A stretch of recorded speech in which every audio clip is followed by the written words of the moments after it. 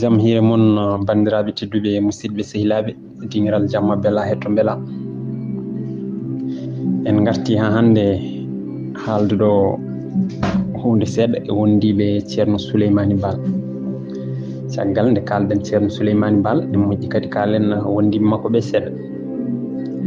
ɓen ɗon ɓe kewano haalede e tarih no fewi, kono Allah walli en mawɓe men waɓe henno Cheikh Moussa Camara en e professeur Oumar Kane en wonko gaddani en e gurdam mabɓe. ɗum noon ma en eto kadi enenne jubbude hen tawi eɗen cumni e ɓen ɗon mawɓe men. no mbiɗen ni ceerno Souleymany Baal o wonano goto wonɓe wonduno e wondiɓe makko ɓe kadi ha hande ene jeeya hen almami Abdoul Gadiri Kane ko ɓillo, ceerno Bayla Perejo Sow mo Hawre, Elimane Boubacar Kane mo Dimat, Tafsirou Jabiri Dia mo Diagno, Alpha Amar Sidi Yero Bousso Ba mo Hoore Fonde, ceerno walla Alpha nden ceerno Bayla Wan mo Kanel, ceerno Abdourahmane Sall mo Janjoli, ceerno Abdoul Karim Diawan Taf mo Seno Palel, Alpha Amadou Nia mo Soringo, ceerno Youssouf Lam mo Jarengel, ceerno Molle Mamadou Ly mo Thilot. kono noon e on tuma kala ɗo ganduɗo wonno jannguɗo ɓurana walla ni hay woɓɓe ɓe janggani taw hinoɓe janti e mabɓe, ɓe kewno noon e landa mabɓe e jannguɓe. ɗum waɗi ko hakkude ceerno tan Elimane, Tafsirou e Alpha. oto jejjiten noon Tafsirou ɓoggol Amadou Samba Ly mo Diaba on koye mabɓe jeeno. on en kaalino kay heddi koye wolde wannode nde forindo toon heddi kañum e ceerno Molle Mamoudou Ali Racine en koye nden wolde keddino.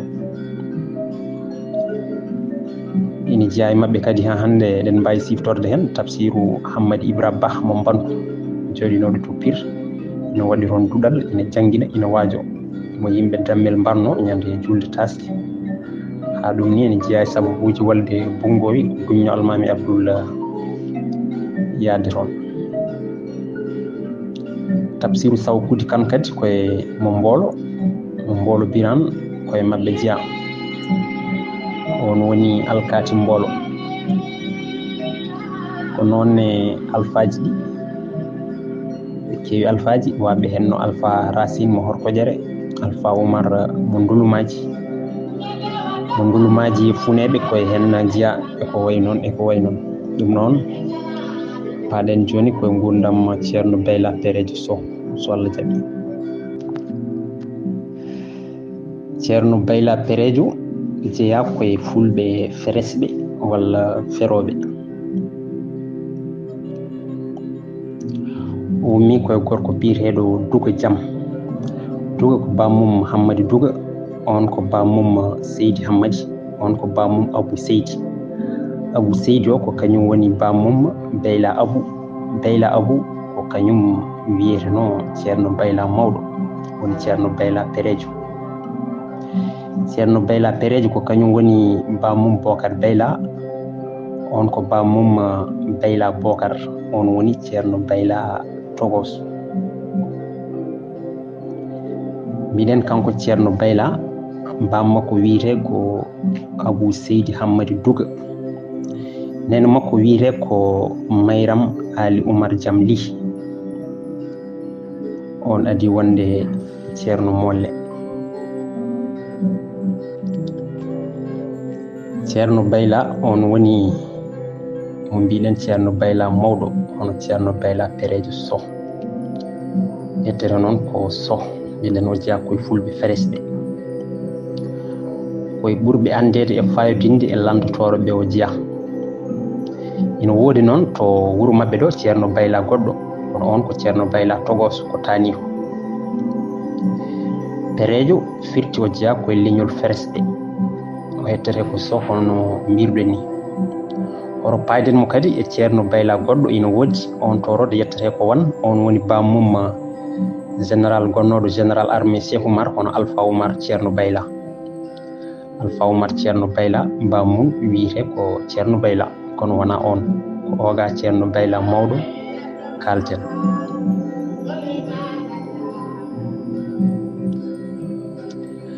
kanko ceerno bayla perejo nde o gasni jangde makko to pirto o ummi toon omo ummodi toon e yontidaɓe makko waɓe hen no ceerno Souleymani Balen ceerno Almami Abdoulgadir Kane o rutti wuro mabɓe sara ɓiɓɓe bam makko en wuro ngo wiyete ko hulde woni ko sara ƴella kamɓe noon wuro mabɓe ngo mawɗo mabɓe wiyete ko arɗo feresɓe won wiyoɓe noon ha tengti koreji makko ko kanko ummini filñitare toroɓe nde nder Fuuta kanko fuɗɗi harande fewde e Satiki won wiɓe kadi ceerno mabɓe to pirto biyeteɗo Serigne Pir Demba Fall wino ceerno Souleymani Bal e wondiɓe mabɓe ɓe foof yoɓe goppu ceerno bayla fuɗɗa harande so fuɗɗi harande ma filñitare nde fool e nder Fuuta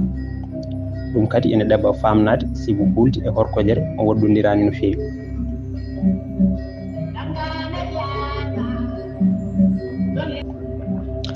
to horkojere ɗo noon satikeɓe ne joguino ɗon aada ko rendinde kala aljuma baru mawɗo baru o rendinta ko mawɗo fulɓe e mawɓe seɓɓe wonɓe saraji horkojere Satiki Sule Njaay noon teskima ceerno bayla arata e ɗin baruji tawi kadi ɓiɓɓe bammakko en ɓe foof ina noti toon ɗin baruji ɓiɓɓe bammakko en ɓe ina mbajoronomo nde o yadata e mabɓe e horkojere o notoyo baruji ɗi kanko ceerno bayla o wi o yahata toon so wona Satiki bismomo toon teddiniramo yo ar tawtirede so wona ɗum tan o yahata yiiɗi yimɓe ne comdo hen tan o yaha ala nde Satiki heeɓi on kabaru o waɗi e ceerno bayla nulaɗo o ñaagui ɗum nde tawtorte baru aljuma dewɗo hen o ceerno bayla nooti e ngun baru o yetti omo waɗi yimre makko omo yima Sule Boubou Gaysli on ko ɓi bamum Satiki Sule Ndiaye sayfiti jimol makko ngol ceerno bayla jaɓtimo to ɓuuri bonde ɓe mbayino lawodirɓe ɗo ni ɓe lawodiri seeɗa caggal mum ɓe ndecci caggal ɗum Satiki Sule Ndiaye ñaagui ceerno bayla nde wonata ceerno makko ɓe gondo ɗon ɗo horkojere ɗo o wona bisnodirteɗo mum o wona ceerno makko o wona kadi bindunomo kadi o fewnanamo ñawdolɗe ko wayno talki en logi en e ko nandi hen ceerno bayla sali ɗum ɗon foof Satiki Sule Ndiaye ne gam yidde wawnudemo walla welnademo haw jaɓa Satiki Sule Ndiaye rokkimo debbo ɓiyum togos yo res ɗum rokkimo cabantati maccuɗo rokkimo kadi ne kaɓɓirɗe ko rentori o jaɓi ngal dokkal kay kanko ceerno bayla kono noon o jaɓani ko Satiki haali ko so wondude mum ɗon ɗo horkojere kanko ceerno bayla o holliri ɓiɓɓe bammakko en ɓe kanko yiɗi ko daranade diine islam beele ina foola e nder Fuuta ɓe ñaaguimo yo woppu haare islam nde yo wondu e mabɓe ɓe ndewa e Satiki Sule Ndiaye o andi noon ɓen hankkadi gondata e makko fellir sertude e mabɓe e hulde kadi hoto ɓen jamfademo kalmisoyomo to Satiki Sule Ndiaye to kanko ceerno bayla noon omo jokki e jokkodirde e yimɓe diiwaan mabɓe o jokkodiral moƴƴal omo waajoɓe omo wondi e almuɓe omo janggina e ko nandi hen o ñaagui bañowo goto noon nde on ƴewontamo nokku tawi koye sirlu nokku moƴƴo belɗo rende mettude hebde tawi nokku o ina waɗi ndiyam ina waɗi leyɗele demateɗe yo bañowo yiilonomo ɗum e diwan he foof bañowo yiirinimo nokku goto ina wiye Hawre on sifanimo nokku o no wayi ɓe jaadi toon o yii nokku o tawi kay ko o nokku tigi o yiilitono kaaji tati ina taari ɗum to bannge hirnaange rewo to bannge hirnaange worko e bannge funnaange ɗen kaaji mbiyete hayre boosiya hayre suunu e hayre ndufa to les kaaje ɗo ndiyam ina ɗon hay sinno ko juuɗe ma mbaɗɗa tan jirbitiɗa leydi ndi tan ndiyam yaltat ɓe mbini ndiwri nan ɗon hen saaha noko nondi sikkorto leydi ni tan ndiyam ina yalta e wiide kadi Cheikh Moussa ha hande on ɗon nokku ene waɗi ɓowɗe towɗe ene tarti nokku o ko ɗum wi ɗum hawre ɓowɗe ko ɗum addi inde hawre nde ni woni noon o felliti hankadi hottoyde toon kanko ceerno Bayla fuɗɗi noon fewnude toon cuuɗi ɗi o fewnirta ko seeɗa seeɗa nde o yahata toon fof noon somo ummo hulde o wiya o fay ko ƴella o way o fay ko jaamugel ɗen golle fof o waɗi ɗum koye suunde mawde o joƴin toon to hawre to liggotoɓe ina pewna cuuɗi ɗi ina maha tata mawka ina tarni ɗum nde liggoyaji ɗi gasi kanko ceerno Bayla Péréjo o eggiri ko jamma o yaadi almuɓe makko e bandiraɓe seeɗa e yimɓe woɗɓe tawiɓe o hooli o yaadi e mumen o waɗi e tataka gudde mawɗe o waɗi hen kaɓirɗe o waɗi noon omo jottiri kay haare mawde ina jogori wadde toon nde ɓiɓɓe bammakko en ɓe tino o yeehi to toon o eggoyi to hawre to ɓe dogi ɓe kabroy ɗum Satigi Sule Njaay on muddo fof noon ceerno Bayla Péréjo ina jokki e jokkodirde sernaɓe fof to heddiɓe hade makko eggude fewde hawre nde tawi on waktu ceerno Souleymani Baal rewino ɗon ɗo hulde ɗo ina fayi appe ngam yoyde ceerno Abdoul Hammadi on woni almami Abdoul Gadir Kane ceerno Bayla haalanimo kanko ceerno Souleymani Baal ko woni dow mum ko woni koye eggude omo egga hulde fewde hawre ceerno Souleymani Baal kay ɓe yiɗi susnidemo e ɗum ɗon on noon ñaaguimo yo fat ɗum ha arta appe nde ceerno Souleymani Baal arti appe ari ɗo hulde ɗo ñaaguimo kanko ceerno Bayla nde o yaadata mum ɗoftamo horkoƴere to Satigi Sule Njaay won wiɓe noon ɓeɗo sernaɓe ɗiɗo ceerno Souleymani Baal e ceerno Bayla Péréjo ɓe mbaɗino ñaagude Allah liggey mawɗo yo Satigi Sule Njaay hal woɗɓe mbi ala on liggey kay ina wonno kono waɗi on liggey ko Eliman Lewa Amadou Niang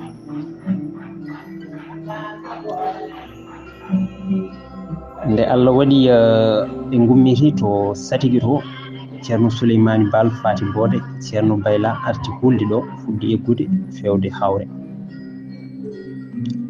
Satigi noon mbiɗen habrama eggugol ceerno Bayla o jogi hen metti no feewi ɗum nden ko bone mawɗo hay goto suusa wadde ɗum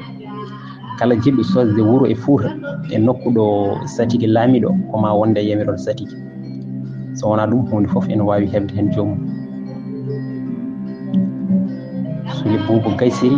ñini hen Satigi Sule Njaay no feewi wi omo feblide e oɗo ceerno ina woni ɗo tan ina waɗa ko wela aɗa ndaara ɗum a wiyata ɗum haydara Satigi Sule Njaay noon mettinani ceerno Bayla no feewi o ummin koyngal konu o namdi harbiyankoɓe yerlitiɓe fellitɓe yaadude e konu he ngam ɓe jaha ɓe jano e ceerno Bayla yo ceerno Bayla jaɓ artude maɓɓe walla ɓe taƴa leggal dande mum caggal ɗum seeɗa tan Satigi Sule Njaay heɓi rafi mawɗo fawdi Sule Boubo Gaysiri ardi konu ngu ɓe tindi hawre nde ɓe paandi hawre tan ɓe coyni tataka e mawnugol mum tan haawi no feewi noon kono ngu darti sara lekki ngoti hen ɗon ene wiya murtugel baraji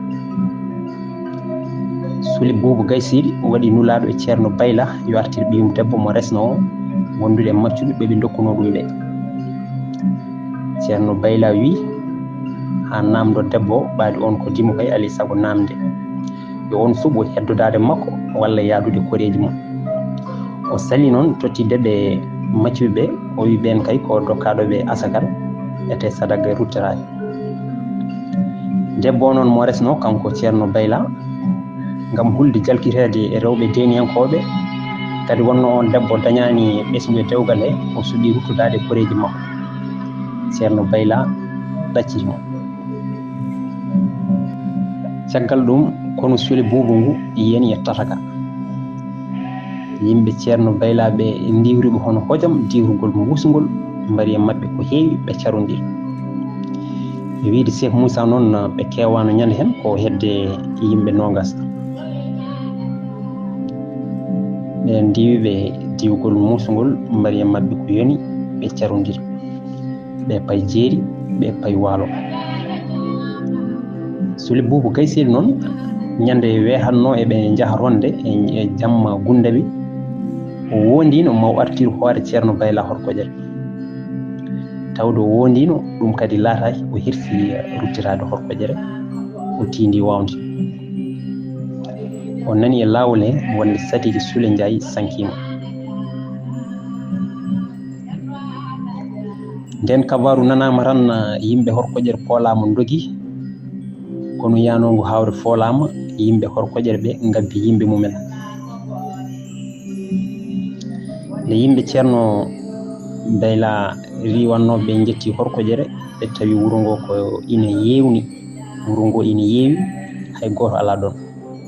ɓe duppi noon horkojere ko ngal woni duppal gadanal horkojere nde kabaru duppal horkojere yani e Fuuta yimɓe hewɓe ngari kodi hawre wuro ngo mawni no feewi haɓe mbatti hodde e dow kaaje ɗe caggal ɗum deniyankoɓe jeggi horkojere pay sange e waali caggal nde deniyankoɓe jeggi horkojere pay sange e waali ceerno bayla perejo ne ngam falade ɓen deniyankoɓe e safalɓe wondunoɓe mumen e pankarreji ɗiɓe mbaɗata e Fuuta ceerno bayla waɗi kantu buruji sara barkewi huccite waali ngam rende juude wonde ɗon nde ceerno bayla ina renanno diiwaan mawɗo e dande maayo ngo won wiɓe ni gila jogol ha Bakkel sara juude fof o waɗi ɗon wuro e gure seɓɓe ɗe kadi wuro fof o waɗi ɗon ceerno ina juulna ɗon ceernaɓe Fuuta heddiɓe goto fof o waɗi hono noon banggue mum almami mawɗo wonno tan hono jokkodiral ni